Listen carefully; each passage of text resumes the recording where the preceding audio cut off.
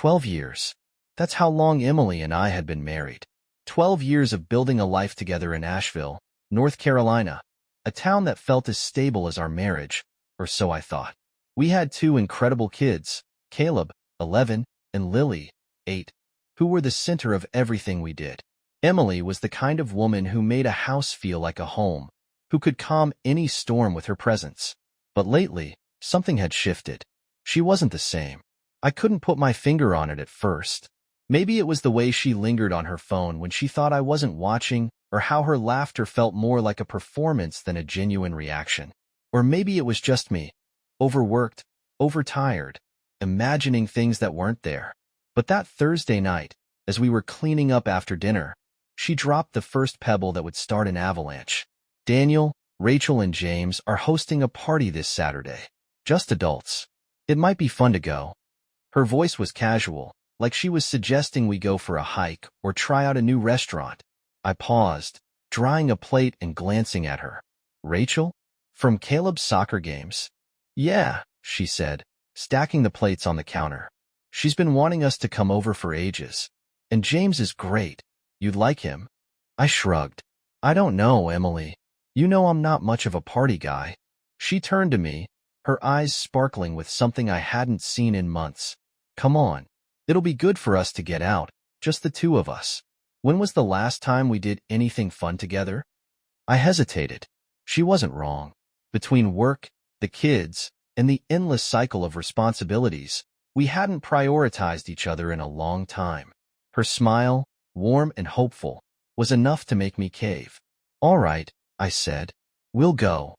Saturday came faster than I expected.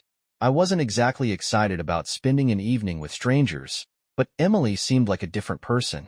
She spent hours getting ready, slipping into a sleek black dress I hadn't seen in years. She looked stunning, effortless and radiant, the way she had when we first met. You look amazing, I said as she applied the finishing touches to her makeup. Thanks, she replied with a small smile, avoiding my gaze. That should have been my first clue. The Bennett's house was even more impressive than I imagined. Nestled on the outskirts of Asheville, it was all glass and modern lines, perched on a hill that overlooked the mountains. The driveway was packed with luxury cars, and the faint hum of music and conversation spilled out as we approached the front door. Emily linked her arm through mine. Just relax and have fun, okay? I nodded, but the moment we stepped inside, something felt off. The house was stunning.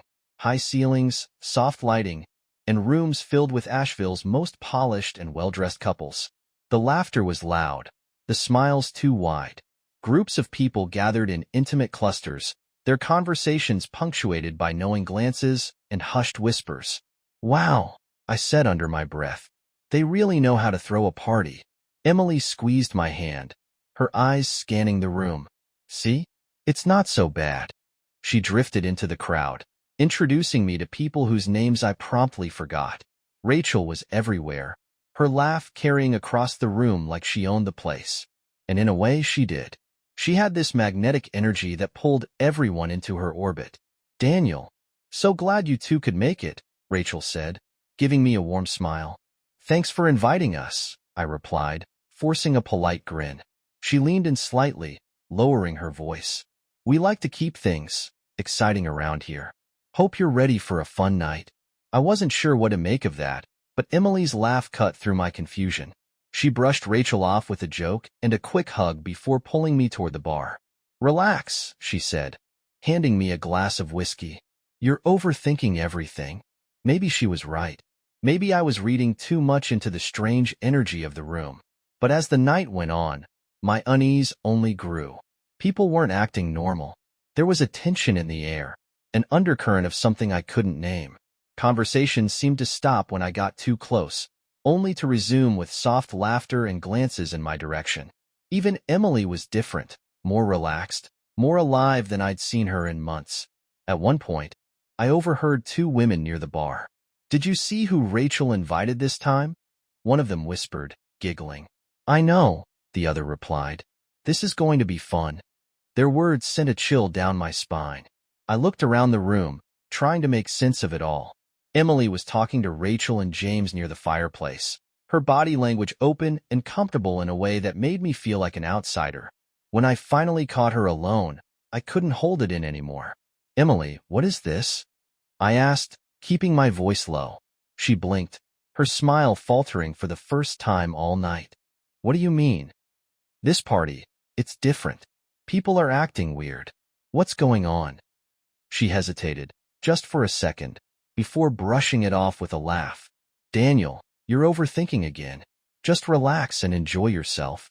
But I couldn't relax. The way Rachel kept looking at us, the way Emily avoided my questions, it all felt wrong. And then, as the night went on, I noticed something strange. People were passing around small, shiny objects. Keys. My heart started to race. I watched as Rachel handed a key to James, who passed it to a woman I didn't recognize. There was laughter, whispers, and then people began pairing off, slipping out of the room in twos. "What the hell is this?" I whispered to myself, my throat dry. And then I saw it. Rachel, laughing softly as she handed a key to Emily. I froze, the air leaving my lungs. Emily caught my eye and quickly tucked the key into her hand, her smile fading. "Daniel," she said, stepping toward me. "Let's go somewhere private to talk." "No," I said, my voice sharp. "We're talking now. What is this?" Her face softened, and for a moment, she looked guilty. "Daniel, it's not what you think. This is just something people do. It's harmless. It's fun." "Harmless?" I repeated, my voice rising. "You call this harmless? Pairing off with strangers? What the hell are we doing here, Emily?" Her eyes welled with tears, but she didn't back down. "Daniel, it's one night. Just one night. That's all. People do this all the time. It doesn't mean anything." "It means everything," I shot back. And in that moment, I realized I didn't know my wife at all. The music in the background felt distant, like it was coming from another world. All I could focus on was Emily, standing there with that damn key in her hand. My wife. My Emily. And yet, as I stared at her, she felt like a stranger. "What is this, Emily?" I said, my voice barely above a whisper. "What's going on?" She glanced around, clearly uneasy, and took a step closer to me. "Daniel, please keep your voice down.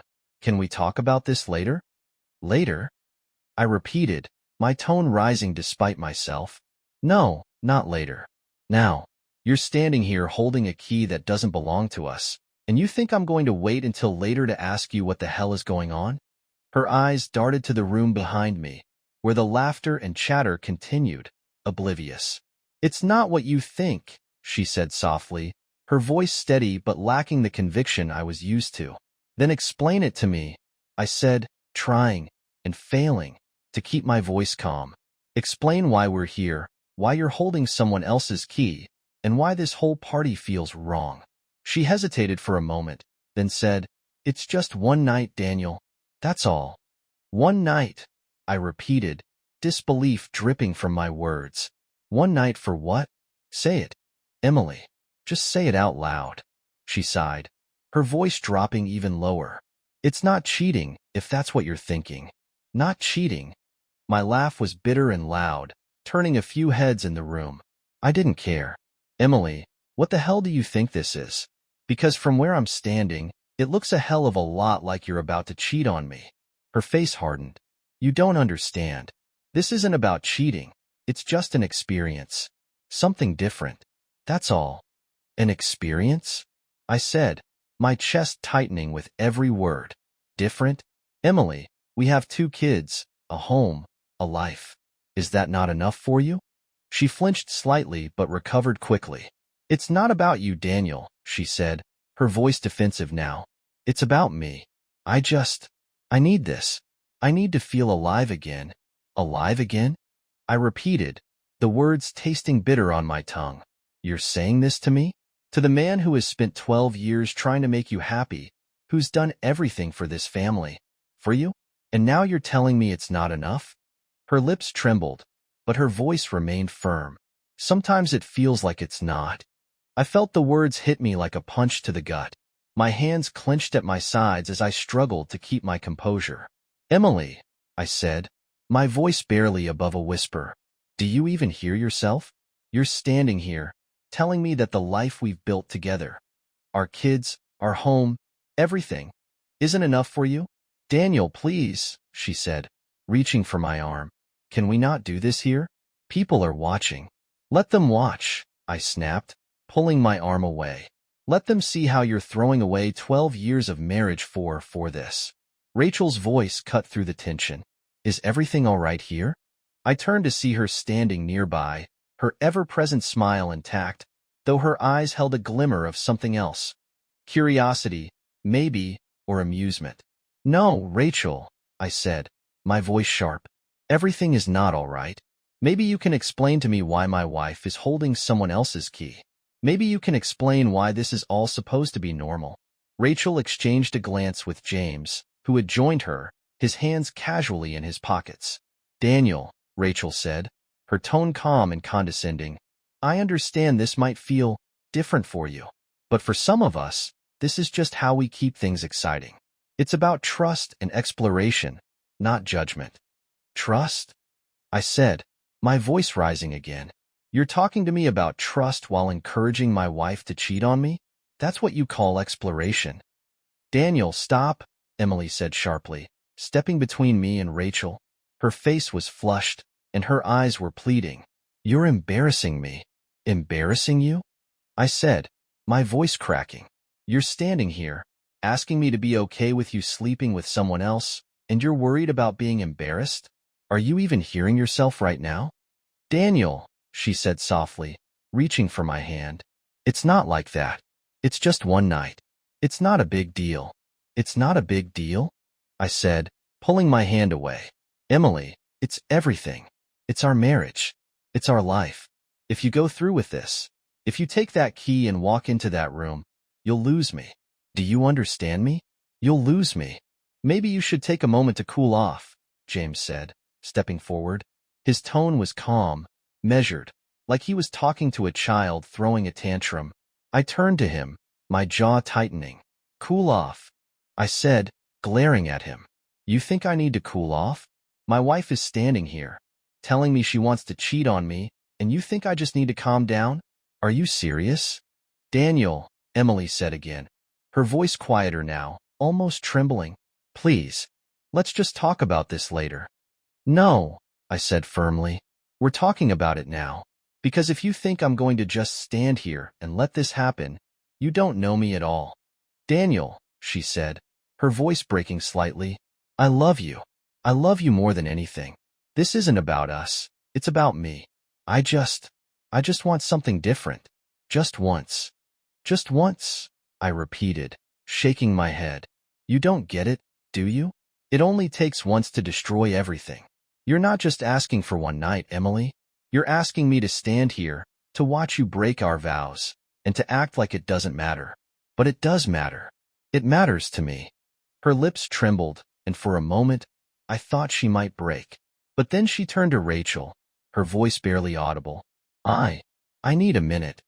Rachel nodded, placing a hand on her shoulder. Take your time. But I didn't wait. I turned and walked out of the house, the cool night air hitting me like a slap. Daniel, Emily called after me, her voice desperate. I stopped but didn't turn around. You have a choice to make, Emily, I said, my voice cold. Me or them. But I'm not waiting forever. When she didn't respond, I climbed into the car, gripping the steering wheel so tightly my knuckles turned white. As I drove away, her silence echoed in my mind, louder than any words she could have said. And I knew, whatever choice she made, nothing would ever be the same again. The drive away from Rachel and James's house was a blur. I wasn't sure how I ended up on the highway, but my knuckles were white against the steering wheel, and the glow of the dashboard lights reflected back at me like the faint echoes of the life I thought I knew. My chest felt hollow, and my mind was racing with every possible thought at once. How did we get here? How did she get here? I tightened my grip on the wheel, my jaw clenching as the images replayed in my mind. Emily, standing there with that damn key. The way she tried to justify it. The way she said, it's just one night. Just one night. As if that could erase 12 years of marriage, 2 kids, and everything we built together. My stomach churned. Was this my fault? Had I missed the signs? I started picking apart every little detail from the last year. Her moments of silence at the dinner table, the times she lingered on her phone, the distant look she sometimes had. Was she unhappy this whole time? And if she was, why the hell didn't she just tell me? But then my anger flared, cutting through the self-doubt like a hot blade. No, this wasn't on me. I wasn't the one holding someone else's key. I wasn't the one asking for just one night. This wasn't some shared failure. She made this choice. She brought us here. The thought hit me hard, and I felt my breath hitch. Was this really it? Was this how our marriage ended? My phone buzzed on the passenger seat, breaking through my spiraling thoughts. I glanced at it. Emily's name lit up the screen. For a moment, I debated answering, but the thought of hearing her voice right now made my stomach turn. I let it go to voicemail. A few seconds later, it buzzed again. Another call, then again, and again. She wasn't giving up. Finally, the buzzing stopped, and the notification for her voicemail popped up. I pulled over into an empty gas station lot, my hands still shaking as I stared at the screen. For a moment, I debated not listening. What could she possibly say that would make this better? But curiosity, or maybe masochism, got the better of me. I pressed play. "Daniel," she began, her voice trembling. "I don't even know where to start. Please just answer the phone. I know you're angry, and you have every right to be, but you don't understand. It wasn't supposed to be like this." I scoffed out loud, gripping the phone tighter as her voice continued. "I wasn't trying to hurt you," she said, her voice cracking.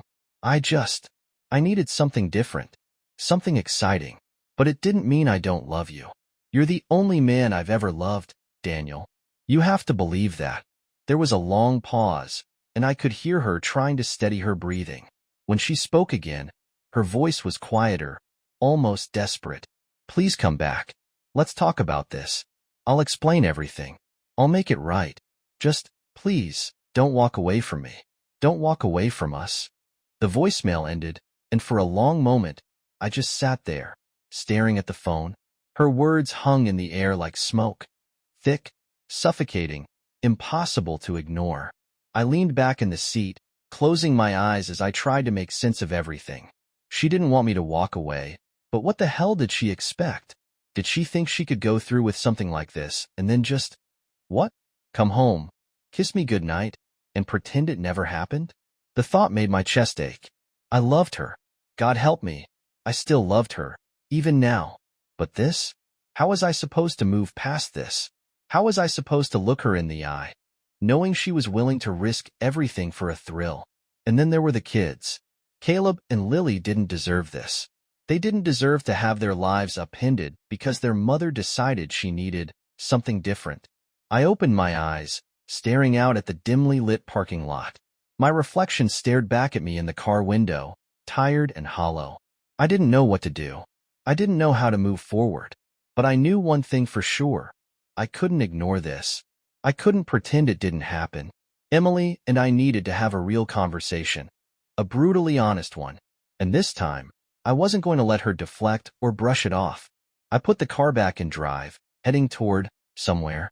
I didn't even know where I was going. Part of me wanted to head straight home, pack a bag, and leave before she could come back. But another part of me, the part that still clung to the woman I married, needed answers.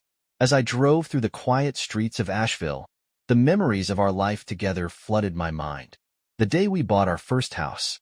The late nights with newborn Caleb, rocking him to sleep while Emily rested. The way her face lit up when Lily said her first word.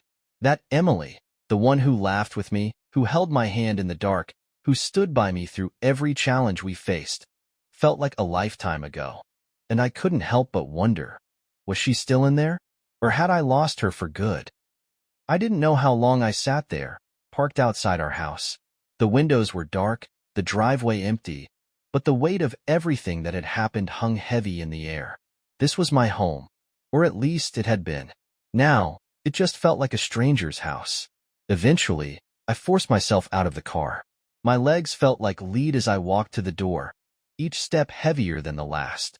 I unlocked it and stepped inside, flicking on the lights. The living room was exactly as we'd left it earlier that evening. Caleb's soccer cleats still by the door, Lily's crayons scattered on the coffee table. It looked like any other night in our house. Normal. Familiar. But it wasn't.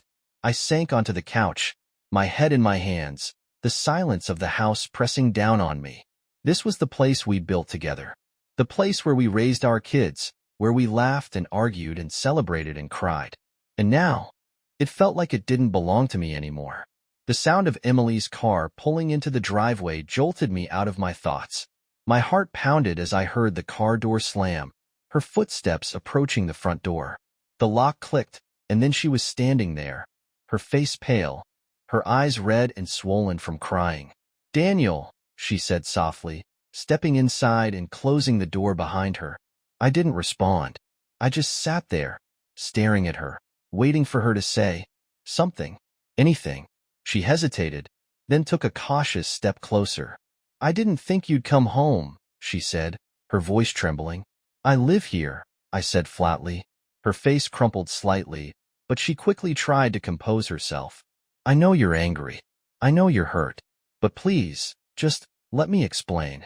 "Explain?" I said, my voice sharp. "You mean the part where you wanted to sleep with someone else and expected me to be okay with it? Or the part where you brought me to that party without even telling me what it was?" She flinched at my words, her hands twisting nervously. "It wasn't like that," she said, her voice shaking. "I wasn't trying to hurt you. I didn't know how else to tell you how I've been feeling." I laughed bitterly, shaking my head. "Feeling? What, Emily? Feeling like our marriage isn't enough for you? Feeling like you needed something else, someone else?" Tears filled her eyes, and she took another step closer. "I've been feeling invisible, Daniel. Like I'm just a mom and a wife and nothing else. Like I don't even exist outside of this house, outside of our family." I stared at her, my chest tightening. "And your solution to that was to cheat on me?" "It wasn't cheating," she said, her voice rising. "It was just one night. One night to feel wanted again. To feel like I matter." "You matter to me," I said, my voice breaking. "You've always mattered to me. But apparently that wasn't enough for you." Her tears spilled over, and she covered her face with her hands. "I didn't mean for it to get this far. I didn't think you'd react like this."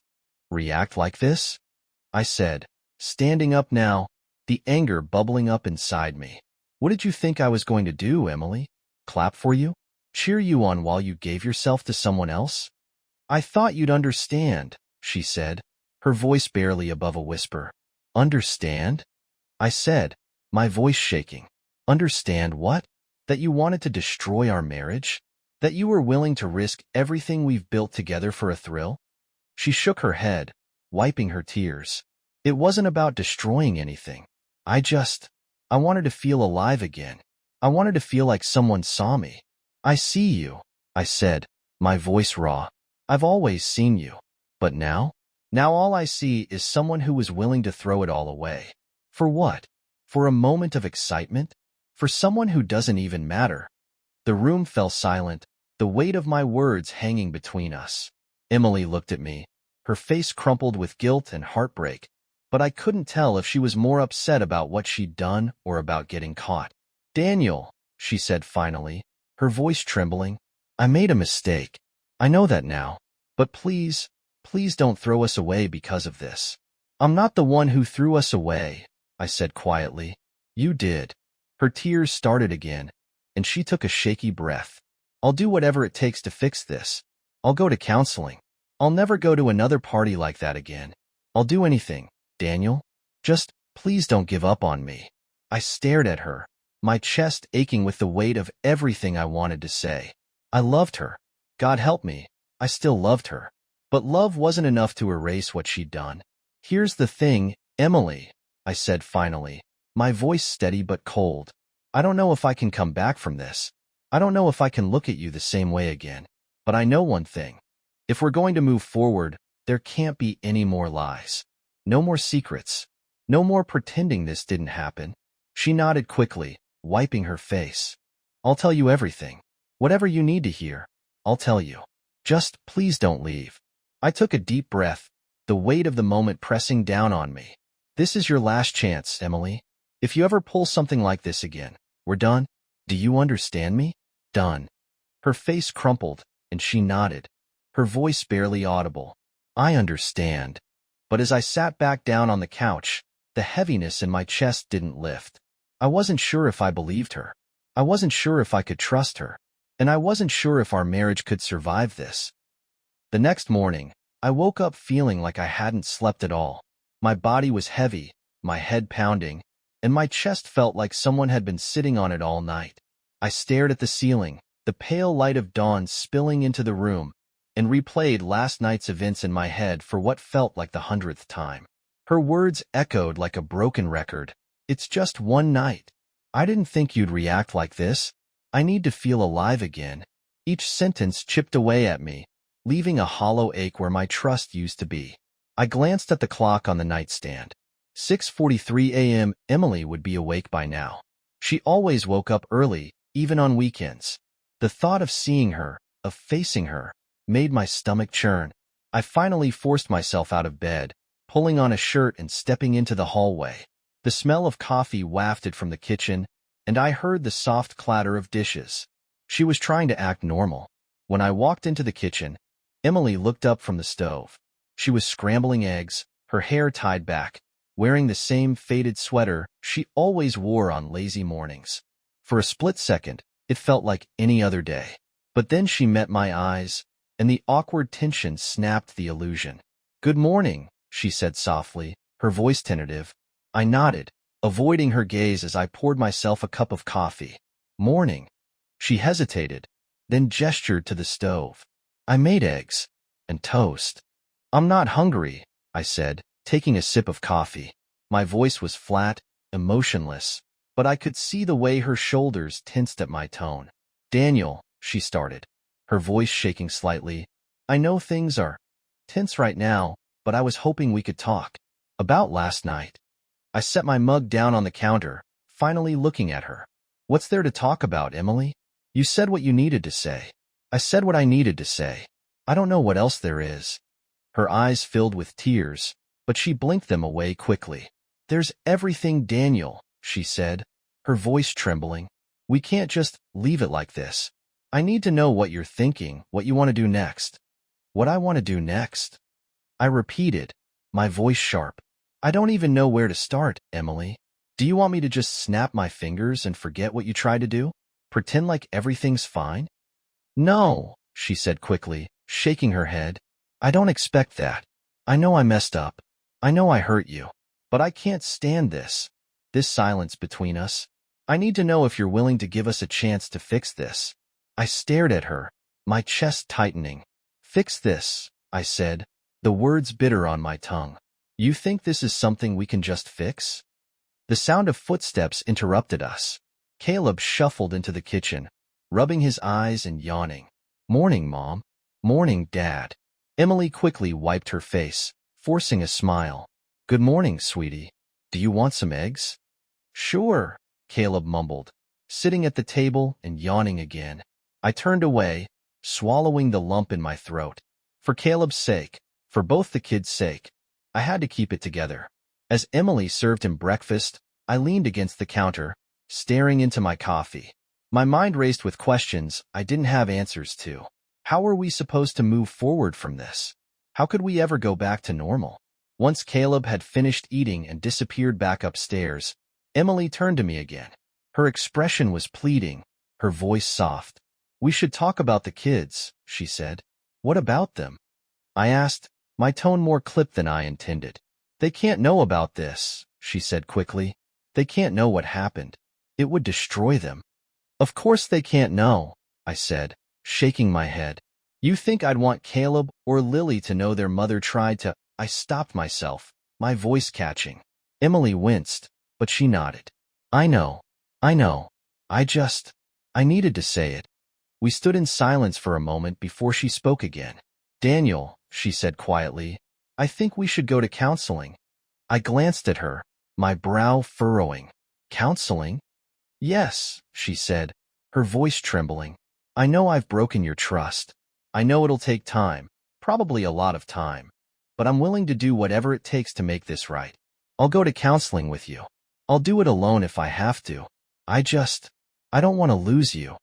Her words hung in the air, and for the first time in hours, I saw a flicker of the Emily I used to know. The one who used to fight for us. The one who used to care. But could I believe her now? Could I trust her again after everything? I let out a slow breath, staring down at my coffee. "I don't know, Emily," I said finally. "I don't know if counseling will fix this. I don't even know if I want to fix this." Her face crumpled, and she looked down at her hands, tears slipping down her cheeks. "Please, Daniel," she whispered. "Just give me a chance. Give us a chance." I hesitated, my mind swirling with doubts and questions. But then I thought about Caleb and Lily, about the life we'd built, about the man I wanted to be for them, if not for her. "Fine," I said quietly. "We'll try counseling. But Emily, listen to me. This is your one chance. If you ever lie to me again, if you ever pull something like this again, it's over. Do you understand me? Over." She nodded quickly, wiping her face.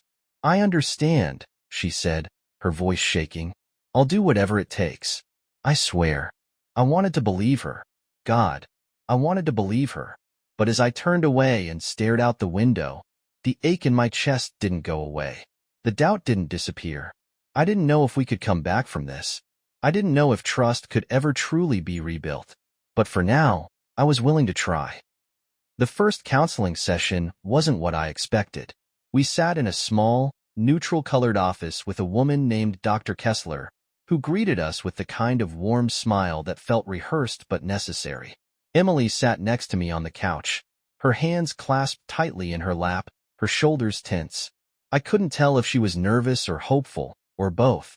"Thank you for coming," Dr. Kessler said, her voice calm and even. "I know this isn't easy for either of you, but the fact that you're both here is a step in the right direction." I nodded stiffly, not trusting myself to say anything yet. Emily was the first to speak, her voice soft but trembling.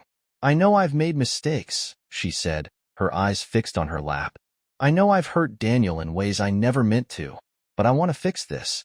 I want to fix us." Her words hung in the air, and Dr. Kessler nodded, turning to me. "Daniel, how do you feel hearing that?"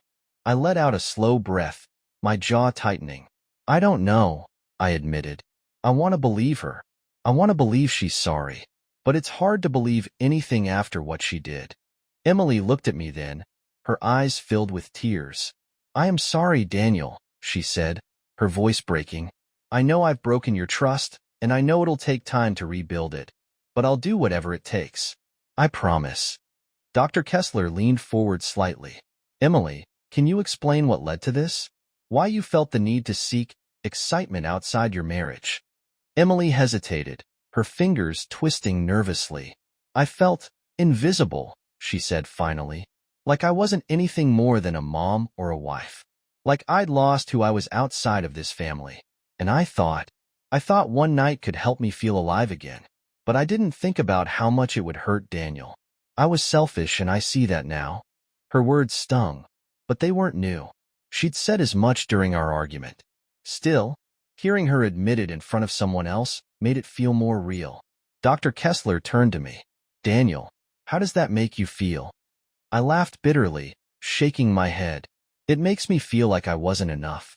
Like no matter what I did, no matter how much I loved her, it wasn't enough to keep her happy." Emily started to speak, but Dr. Kessler held up a hand, stopping her. "Daniel, what would it take for you to feel like you could trust Emily again?" I thought about it for a long moment, the silence in the room stretching out.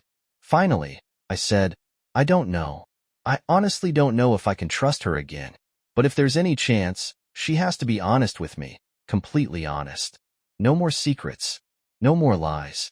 Emily nodded quickly, tears streaming down her face. "I will be. I swear." Over the next few weeks, things at home were different. Emily tried. I could see that. She went out of her way to make sure I felt appreciated, cooking my favorite meals, leaving me little notes, asking how my day was. On the surface, it looked like progress, but underneath, I felt hollow. The weight of what happened was always there, lurking in the background, no matter how hard we tried to move forward. One night, as we were sitting on the couch after the kids had gone to bed, Emily brought up the party again. I've been thinking about what led me to that point, she said carefully, her eyes fixed on her hands. And I think, don't, I interrupted, my voice sharp. I don't want to talk about it. Her head snapped up, surprise and hurt flashing across her face. Daniel, I'm trying to be open with you. Isn't that what you wanted?